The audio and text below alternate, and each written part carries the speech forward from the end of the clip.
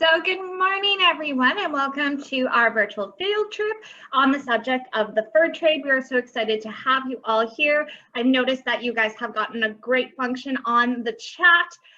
So we'd love to see your comments about what Alex is going to be presenting to us later.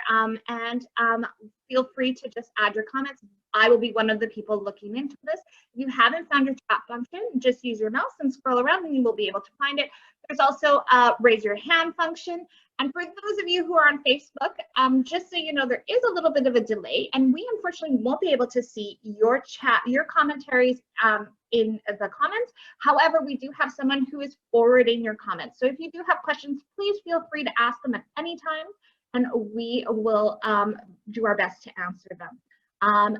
With that being said, we'll get started and I'd love to introduce you to Alex, who will be presenting on the fur trade. Hi, everyone. All right, so I'm good. How are you? Excellent. This is our first fur trade this morning, so I'm really excited about this one. I'm excited to see what you have cooped up for us because I'm so used to seeing it in the museum. So I'm very excited to see a virtual version of this. Perfect. Yeah, so we've got, so we've got a couple of a couple of housekeeping things that I'll just mention to start off with. So like Anya said, in the comments here, I'll be able to see what you're writing to me and your teachers will be able to see it, but you won't be able to see each other's things that you write in the chat. But if you do have any questions or comments for me, you can go ahead and write them in there, and that's great. Perfect. So we're going to go ahead and get started. So we are talking about the fur trade. And what I'd like to start out by asking you, I just want to get a sense of what everyone knows. Why don't you go ahead and raise your hand for me if you've had a chance to talk a little bit about the fur trade already in school, if you've already learned about it. Okay, so we've got about probably a little less than half of you who have already had a chance to talk about it, but definitely not everyone. And that's totally okay because in today's program, we're going to be doing like basically a big overview. So we're not going to be going into all the kind of little tiny details because the fur trade is a huge topic. So today is kind of like an introduction to the big picture story. And just to see, for me again, an idea of how much you guys know, I'm going to launch a little poll here. When did the fur trade begin between Europeans and indigenous people in North America? So you should be able to see a poll here. And if you don't know the answer, that's okay. This is really just to get a sense of how much you guys know. And if you don't know, that's okay because we're here to learn about the fur trade today. Awesome, so I'll give you guys about 10 more seconds.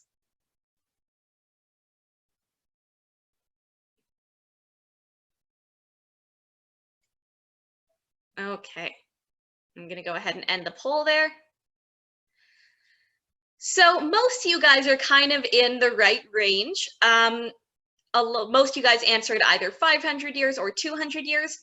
The correct answer is about 500 years ago, though it was still going on 200 years ago and even 50 years ago as well. And what began it, the fur trade 500 years ago, was that Europeans arrived to North America. Now, people in North America, indigenous peoples, had already been trading with each other, of course, for thousands of years, but Europeans arrived to North America, and that's when their trading with indigenous peoples began. All right, and what, though, were Europeans looking for when they arrived to North America? Was it North America that they were trying to find? I'm going to do another little poll here, see how much you guys know. And again, if you don't know, that's okay too, because spoiler alert, I'm going to tell you guys the answer in a minute. Yeah, so when those Europeans set out 500 years ago, they were looking for something. What was it? And again, I'll give you guys about 10 more seconds. By the way, while this is going on, I want to give a special shout out to Mr. Hurley's class today.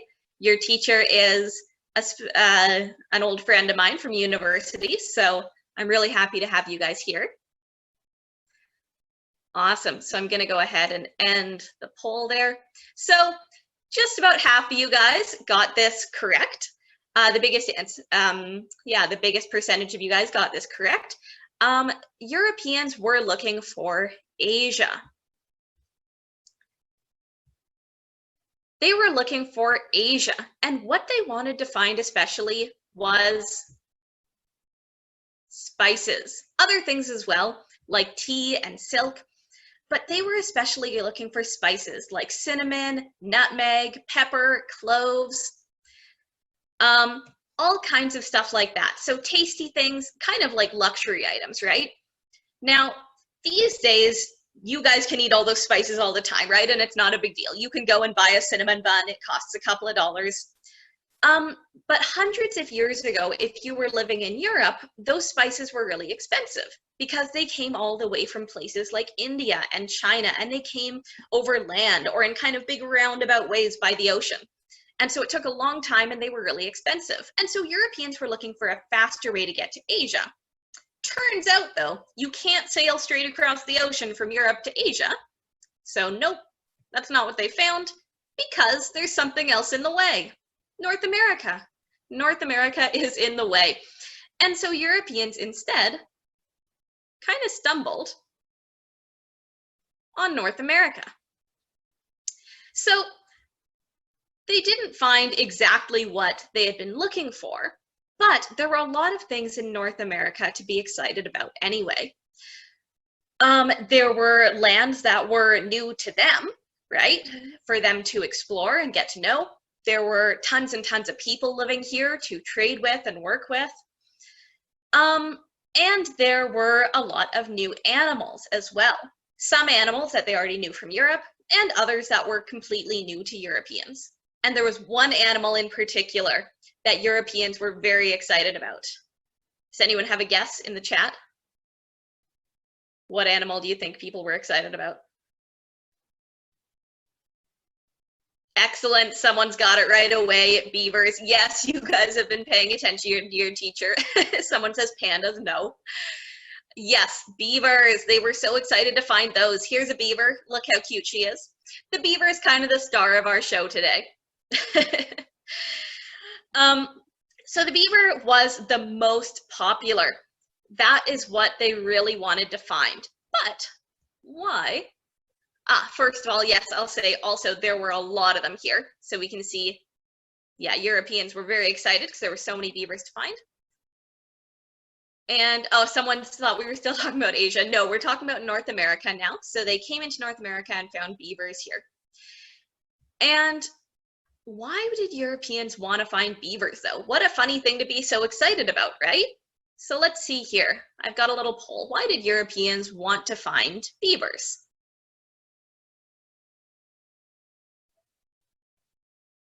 Yeah, this one's not too tricky, hey? Of course, you all probably have a, yeah, some people are saying in the chat as well. All right, I haven't fooled too many of you with this poll here. I'll go ahead and end that one. Yes, most of you guys got that. The answer was that they wanted to make hats. Perfect. So Europeans were looking to make hats out of this beaver fur. So hats like this one, this is a beaver fur top hat. Now it might be a little confusing how this is made out of beaver fur because it really doesn't look very furry, but it's been dyed black and it's been felted. So it's been kind of pressed into a thinner material, all of the fur. And hats like this were super popular in Europe at this time. So for instance, if we look at these images here, we can see a couple different kinds. There were lots of different kinds of beaver fur hats. On the right, we can see these guys are wearing top hats. You've probably seen those before. This guy on the left is wearing a very popular kind of hat called a tricorn hat. So depending on the time, the place you were, and your job, you might wear a different style of hat.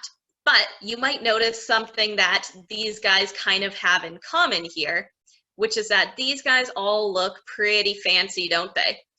So beaver fur hats weren't worn by just anyone or just everyone in Europe. They were really for fancy rich people. It would take at those points, if you were someone like a tailor or a baker or a carpenter, you know, just kind of an average person, it would take about 6 months of your wages, so all the money you made in 6 months, to get yourself one of those hats. In today's money, that would be nearly $25,000. So what do you guys think? Raise your hand for me if you would buy a hat for that much money. A couple of you guys, but maybe not too many. Oh yeah, a few of you.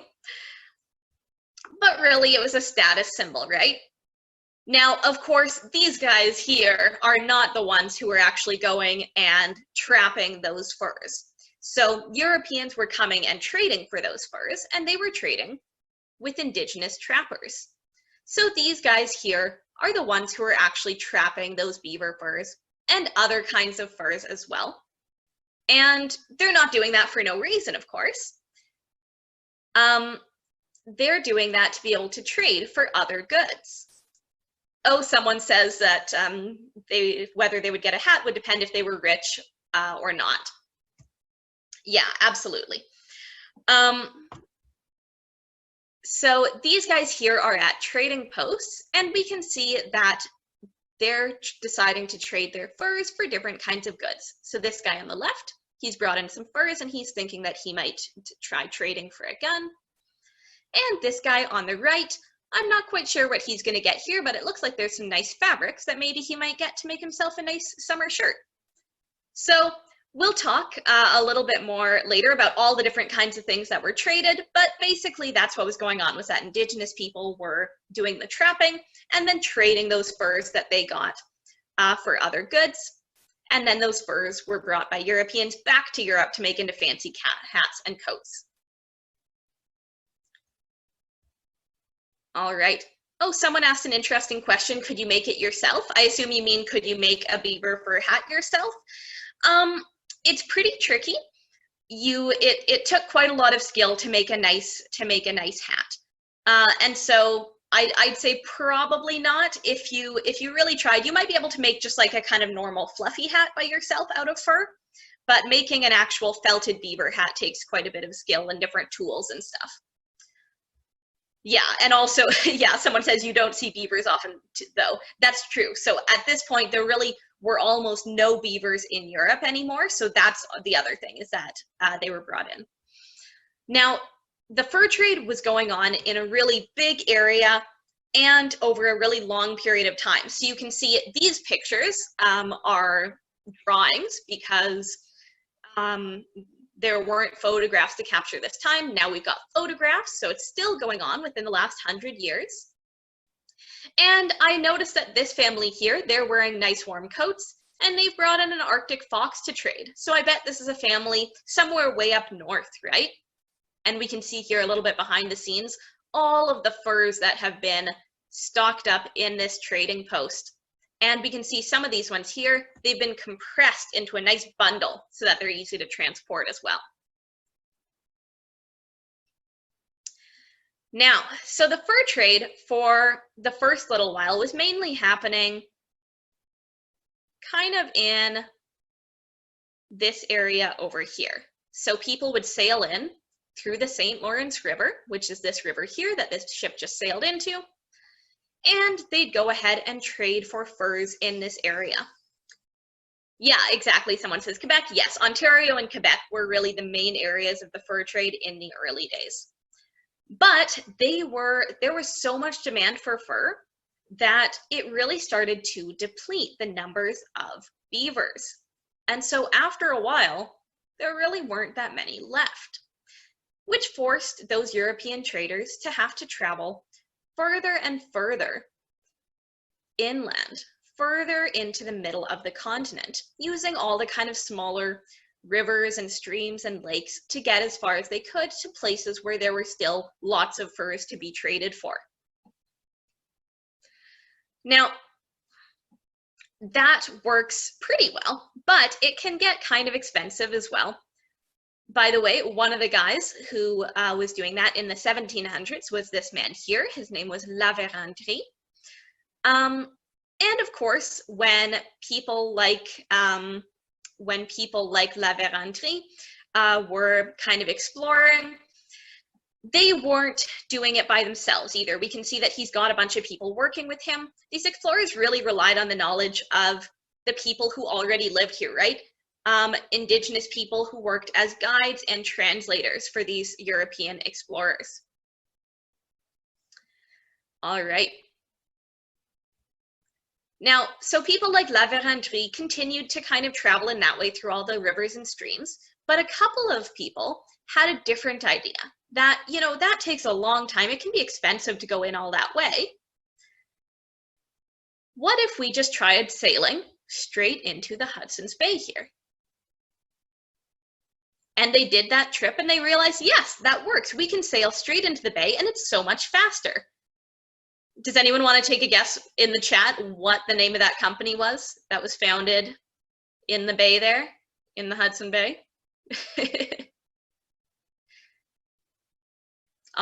Yes, it is the Hudson's Bay Company. Still exists today, right? You can still go to an HBC store. Excellent, yeah. Yep, the Hudson's Bay Company. And that first trip was done by a ship that I bet you guys might have heard of before if you've been to the museum, and that ship was called the Nonsuch. Have any of you been to the Nonsuch before? Raise your hand if you've been on the Nonsuch. Awesome, yeah, lots of you guys have been on the Nonsuch before. So that's what that was all about. That ship was trying to prove that they could go straight into the bay. That's awesome. Perfect, now, so the Hudson's Bay Company, that's them. And they start building all of these fur trading forts all along the bay. Now, I mentioned that Indigenous peoples, First Nations, were already trading with each other. And that's kind of what the Hudson's Bay Company was relying on. So, so what is the person? Someone asked. This guy here, he's representing an Indigenous trapper.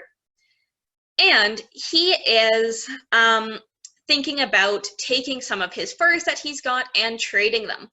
And so the Hudson's Bay Company was really relying on trade routes that already existed to bring furs from all different places over North America up to the bay. So this guy here, he's going to bring his furs all the way up to the bay and trade them for whatever goods he likes. Someone asks, how old is the store? I assume they mean the Hudson's Bay Company. It's 350 years old right now. So this is actually, right now it's 350th birthday this month. Someone also asks, why do they need hats? That's a great question. They don't really, Europeans didn't really need the hats. It's that they were a status symbol and it was fashion, right? Fashion is really important in history. Someone says 350, wow. Yes, yep, 350 years old. It's one of the oldest companies in North America. Awesome. So this tactic, someone says they only bought the hat for the designer. I'm not quite sure what that means. Maybe you could explain. Yeah, someone says it's even older than Canada. Absolutely, the company is even older than Canada. All right, now, the company now is going to take their furs and sail back to Europe, and those hats will be, or sorry, those furs will be turned into hats and coats and that kind of thing. Perfect. Now, by the way, when I talk about a fur trading fort, so these little buildings that I've got all along the bay here, fur trading forts, I'm talking about buildings kind of like this. So, or not buildings, but setups. So forts like this. Have any of you guys, raise your hand, been to Fort Gibraltar or Festival de Voyageurs? Awesome, lots of you guys have been to Festival. It's so much fun, right? So if you have been, then you have been to a fur trading fort. You know the kind of thing that I'm talking about. So there's, right, a big wall around the outside. Inside, there's this kind of house where the fancy people live who do all the math, right? And do all the bossing around. And there's these smaller places where people can, the fur traders from Europe were living, and where trappers could come and trade their furs for other goods. So this is where those furs would be brought. Now, we have been talking a lot about the things that men did, right? European men coming and building those forts and trading. indigenous men doing all of this trapping and bringing their furs to the trading posts. But we haven't talked too much about women. Now, there weren't a lot of European women in what's now Canada in the kind of early fur trade. They didn't start coming to Canada until the 1800s. But there were, of course, plenty of women, indigenous women, and the fur trade was going on all around them. So what do we think might have been the role of women in the fur trade? I'll put up another poll here.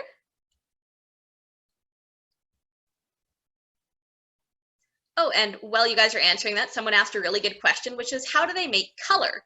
That's a great question. So you can use different plants as well as different minerals, so like rocks and stuff crushed up, to make different kinds of dyes. So for instance, beets can be used to make a red kind of dye. Yeah, someone says flowers as well. Yeah, absolutely. Different kinds of flowers can be used to make different colors as well. I believe cornflower makes a nice blue.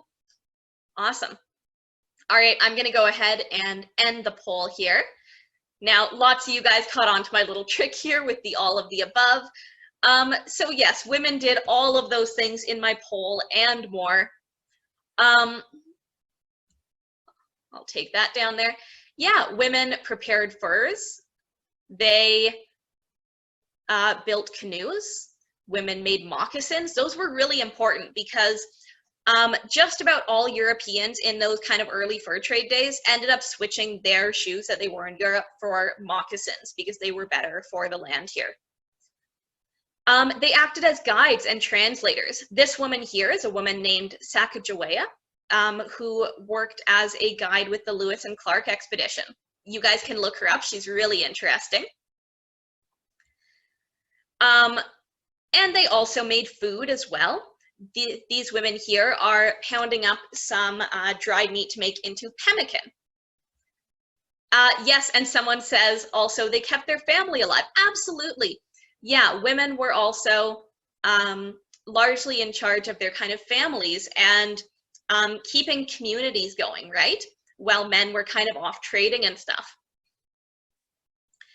And of course, often when these women were working together with these European traders, often they would decide to form families together, right? And the children of those families were the first people to call themselves Métis. They formed their own communities. So you've likely heard the word Métis before. They're a really important community here in Manitoba today as well, and during the fur trade as well. A lot of them were very involved in the fur trade, right? If, you know, they might know the language of, you know, both their mother and their father, so they were often knew lots of different languages, knew lots of different things about the land, things like that. This guy on the left, by the way, someone asks, why does the man have long hair? Oh, and this guy here as well. Again, same thing as with the top hat. It's just the fashion at the time, right? The fashion that we have right now is not necessarily the fashion that's going to be around forever. It'll change throughout your lifetimes as well. And we can see this guy here. If you've been to the museum before, you've probably seen him. He's on a bison hunt, and he's Métis as well. So they were involved in lots of different activities. Yeah, someone says that photo is like the setup at the museum. Yeah, this is exactly a photo from the museum. So the Hudson's Bay Company is doing pretty well. Just relying on people like this guy here to bring their furs up to the bay. They're making tons of money, and they're basically, you know, running the show of the fur trade at this point. But then another company is founded in Montreal, and they start building their forts all over, not just by the bay, but kind of in all kinds of different places around where people live, where all of these trappers live. And we can see here that this guy now, he is going to make a choice, right? He can choose to bring his furs up to the bay, or he can choose to bring them to one of these trading forts, which is now a lot closer to him. Now, I know what choice I would make. Let's see what choice he's going to make. Yeah, so he's done just what I would do. he has gone to the closer trading fort here. And that company was called the Northwest Company. So a lot of the time, if you're thinking about like voyageurs, like French guys in canoes, you might be thinking about people working for the Northwest Company. Someone says, that's going to destroy the Hudson's Bay Company. And you're just about right, because the Hudson's Bay Company was losing so much money to this new company. And of course, they're not just going to sit by and let that happen, are they? And someone points out the Northwest Company didn't stay until now like the Hudson's Bay Company. You're right. So let's see what happens here. The Hudson's Bay Company is going to do the same thing. They're not just going to stay up by the bay anymore. They're going to decide, we are also going to make more fur trading posts. Yes, just like Everett says, we're going to build more fur trading posts all along where people live. So this guy now, this is actually great for him, because this trapper now, he can go to both of these places. He can visit each of them, see which one is going to give him a better price for his furs that he brings, and then go to the one that he prefers. So that's pretty good for him, actually, and for lots of First Nation trappers. It's not so good, though, for the companies. They were in serious competition with each other. And you see how I put these two right next to each other. That actually happens sometimes in real life, that the fur trading forts from the Northwest Company and the Hudson's Bay Company were literally right next to each other. And of course, they were in heavy competition. And sometimes that competition even got violent. Here we see an image showing the Battle of Seven Oaks. So this is an actual battle between employees of these two companies that happened here in Winnipeg, and people died. Now, that's definitely not good for business, right? And so these two companies decided to do something to end that once and for all. They decided that they were going to merge into one company. This is why the Northwest Company stopped existing.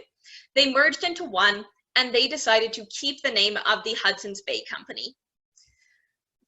And so that's the company that still exists. The Hudson's Bay Company is the combination of those two, and continued doing fur trading for hundreds of years. Nowadays, it's kind of a department store, right? But it still exists. Now, let's go ahead and spend some time looking at more at the things that were actually traded. Now, what I'm going to do here, I've got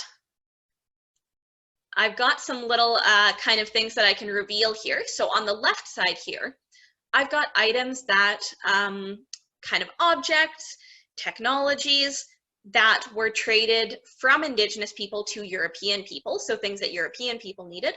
And on the right, these are objects, trading items that Europeans were bringing to North America to trade to Indigenous people. So let's start on the left here. What do you guys think Indigenous people were trading to Europeans? What did European people want? Someone saw the canoe. Perfect. Canoes were super important. Yeah, canoes are an Indigenous invention, and they're really important for getting around. Getting around in general is tricky, and someone else spotted snowshoes. Perfect. Yeah, snowshoes are for the winter, like someone points out. So the best way to get around through the boreal forest, which is where tons and tons of furs can be found, is through all of those lovely rivers and streams. So if any of you guys have ever been to like Westhock Lake, Falcon Lake, Clear Lake, and you've been there before, you know it's really rocky, hard to get around. Best way to get around is in the water. So with a canoe, and in the winter, yes, snowshoe, and someone else spotted a toboggan. So these were all items that Europeans were buying, that they were getting to know this technology that Indigenous people had invented to live on the land here. Yes, someone else pointed out furs. Of course, furs, that's the kind of big thing that we're talking about. Here I've got beaver fur, I've got muskrat fur, and red fox. So beaver fur, as I've said, is the most popular, but there were lots of different kinds of furs being traded. So we're just looking at the left here still, then we'll move on to the right. Someone said food, perfect. Yeah, food was one. So this here is dried meat or pemmican. Pemmican is basically dried meat that's been kind of hammered into a powder and then mixed with fat. Yeah, someone said moccasins. Yes, moccasins, like I said, were really important. Perfect. Now, I don't think anyone said this top one here, but I'm going to go ahead and reveal it. That is tobacco. So tobacco was used by Indigenous people for medical reasons, for spiritual reasons, and just, you know, as a kind of luxury thing as well. But Europeans kind of just discovered that they preferred it just as kind of a luxury item, just to smoke, and they just sort of enjoyed it. And of course, back then, didn't know that that was not great for your health. Now, let's move to the right here. These are items that, yeah, and a couple of you guys guessed some of them already, so I'll go ahead and reveal those. These are items that Europeans were bringing over as trade goods. Yes, so lots of people have spotted the axe here. Yes. Now, not just axes, really any kind of metal tools. So metal tools were very popular. Someone said bucket. Yeah, so not necessarily buckets, but again, metal goods.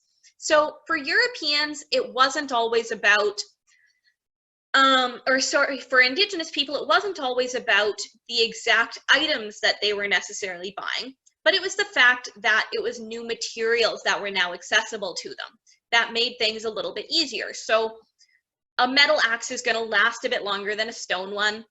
A metal pot is kind of easier to transport than, say, a clay one. It's going to be easier to boil water in than a birch bark one. And so often it's these new materials that were really in demand. Yeah, someone said wool earlier. Excellent. Wool is a great answer. And again, new materials as well. I'll open up this one as well. So materials, this is wool. Now, wool is great because it stays warm even when it's wet. And this here is cotton. And cotton is great because it dries easily if nice and cool for the summer. And so those were really popular for making clothes and that kind of thing. Perfect. Now, lots of people have guessed pillow, but you guys are not quite on the right track there. I don't know if any of you remember when I showed you the Inuit family in, yes, someone's got it. There we go. Someone guessed flour. It's actually sugar that I've got here, but basically the same thing. Yes, so this comes a little bit later, but different types of food like flour, sugar. Again, these are things that for various reasons weren't really accessible in North America. So yeah, flour and sugar come from other places. Of course, sheep aren't native to North America. So these are things that are being brought over because they're not really available here. So that's what makes them so popular. And what's really interesting is we notice that both of their diets are changing, aren't they? They're both changing the way they eat, Europeans and Indigenous people, as a result of how they interact with each other and this trade. Now, this last one, we've had lots of good guesses, but nothing quite right yet. I'll give you guys a hint. Take a look at the moccasins here. What's the decoration?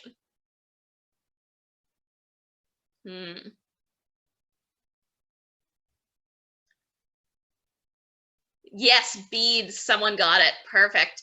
Yep, different kinds of beads. So one thing we might notice is that especially in the early days of the fur trade, European people, since they're learning to live in a new place, the things that they're buying are things that they need to survive and to do their business, whereas the things that Indigenous people are buying or trading for are mostly kind of luxury items because they were just looking for things to make their lives a little bit easier. So we'll kind of continue on here. Yeah, so by the way, those are not all of the different things that were traded. That's just a few little examples. Oh, and Sebastian asks, why beads? Good question. So beads are, again, not a thing that people necessarily needed. It's a thing that people wanted, right? And so, there are things that people need, things that people want. And so if you had enough extra things to go around and you could get some pretty beads to decorate your clothing, that's great. And so, yeah, that actually tells us that people were living pretty good lives, that they had enough extra stuff to trade for beads. Yeah. Oh, excellent. Yeah. Colette here says that her sister has some really tiny beads. Yeah, I've got just some big ones here because I didn't feel like cutting away the background for really tiny ones. But yeah, if you see beadwork, there's lots of it at the museum. And it's really, really tiny beads that people use. It requires a lot of skill. Excellent. Yeah. And Corinne, yeah, my coworker Corinne also points out that, yeah, it's also kind of a status symbol, right? If you have nice clothing, it's just fashion as well, right? Same thing with the beaver fur hats. A lot of stuff is just driven by fashion, people wanting to look nice, right? Malik asks, how do they put beads in the shoe? You sew them in, so with the thread. All right, now this is my kind of mock trading post. This is at the museum. And last thing I want to show you is just how trading would work. So if you went to a trading post like this, you can see all of these trade goods. Lots of them we talked about already. There are fabrics up here, metal pots and pans. Here's some beads over here. And yeah, various items like that. There's different kinds of furs that people have brought in. Here's bison fur, Arctic fox, and beaver. So those are all from different places, right? Bison fur is from where I live, here in the prairies. Arctic fox from up north, and beaver is from mostly the boreal forest. Yeah, someone says they've seen this before. Probably you've been to the Manitoba Museum. Awesome. And so if I were a trapper and I were to bring my furs into the museum, or sorry, into the trading post, like that we've got at the museum here, there we go. I've got one really nice beaver fur here that I've decided to bring in. So I'm going to trade that in. And the clerk here is going to give me a token like this. Now, it might not always look exactly like this. It could be a coin, or it could be like a wooden stick. And it says 1 MB. That stands for one made beaver. So I brought in one beaver fur, and so I get that. But actually, it doesn't matter what kind of fur I brought in at all. If I bring in bison fur or Arctic fox, whatever I bring in, they're going to give me the value in made beaver. That's just the currency back in the kind of early fur trade days, because there wasn't really a system of money here yet. All right. Someone said it sounds like 1 megabyte. Yeah, so we have a different meaning for 1 MB today. But yeah, back then that meant one made beaver. And in the 1700s, so it changed over time, but in the 1700s, I would be able to take my 1 MB coin and I could trade it for any of the following. So I could choose one of these. 1/2 kilogram of, 12 dozen buttons, 1/2 kilogram of beads, a pair of pants.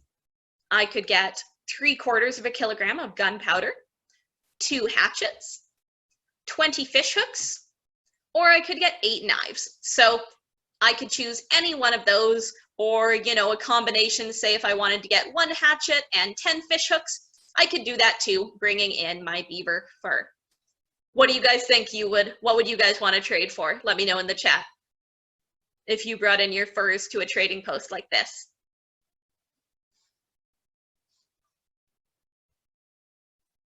Someone says for the pants. Yeah, lots of them could be useful in different ways, right? Yeah, someone said the beads. Oh, someone says fish hooks because they love fishing. Awesome. Yeah, I think I'd probably trade for the beads because I think I'd want to make my shoes look fancy. All right, now that we've seen how all that works, so at the beginning of our presentation today, I said that, you know, the beaver's the star of our show because what this was all about was Europeans looking for beaver fur to make into these fancy top hats. But we've kind of learned, haven't we, that it was about a lot more than that.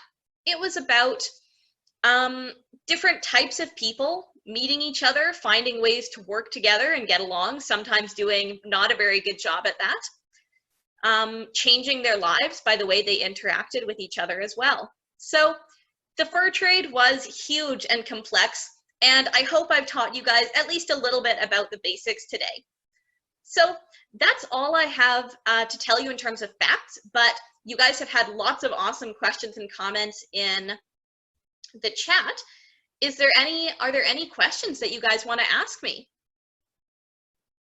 Oh, someone says cool hat box. Yeah, I think it's pretty cool too.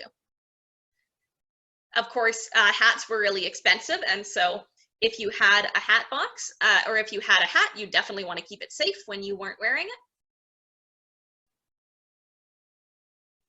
it. Someone says they kind of want a beaver fur hat now. Yeah, I mean, you could also, you can buy like wool, like sheep's wool, and felt it if you want to practice doing that. There are videos you can look up about how to do felting. Someone says they want a beaver so they don't have to buy a saw to cut down wood. Yeah, that would be interesting. By the way, beavers, if you didn't know, they do need to chew all the time to keep their teeth trimmed. Awesome. Yeah, so if there aren't any more questions, I think I'll just invite Corinne back so we can say goodbye. Alex, it was a wonderful presentation that you shared with us. I'm so glad that you were able to bring the museum to life to us. Thanks, Corinne. Yeah. And you guys have been so awesome. So many awesome questions and comments. Absolutely. And if there are any adults in the audience, and if students are also interested, we do have an e-news that you can sign up. So come visit our website and check that out. And you can also take part and see what else is happening in the near future for virtual field trips, as well as pop-up talks and just interesting things that the museum has to offer. So please check out our website for that. All right. Thanks so much, everyone. Yay, have a great day. All right. Bye.